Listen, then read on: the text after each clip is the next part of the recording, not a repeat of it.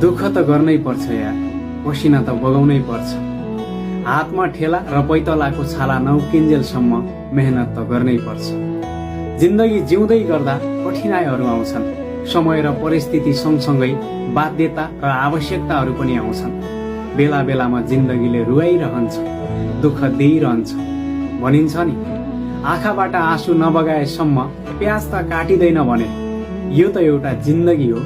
बेला बेलामा दुःख नपाएसम्म, कठिनाई नझेलेसम्म, बाध्यता र आवश्यकताको सामना नगरेसम्म यति सजिलै जिन्दगी कसरी कट्न सक्छ?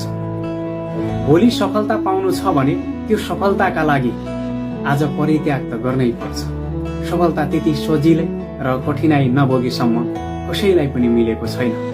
आज पनि इतिहास पल्टाएर हेर्ने हो भने सफल भएका मान्छे अर्थात् सफलता हासिल गरेका मान्छेले कुनै न कुनै बेला खाना नखाएर भोको पेट पनि मेहनत गरेका थिए।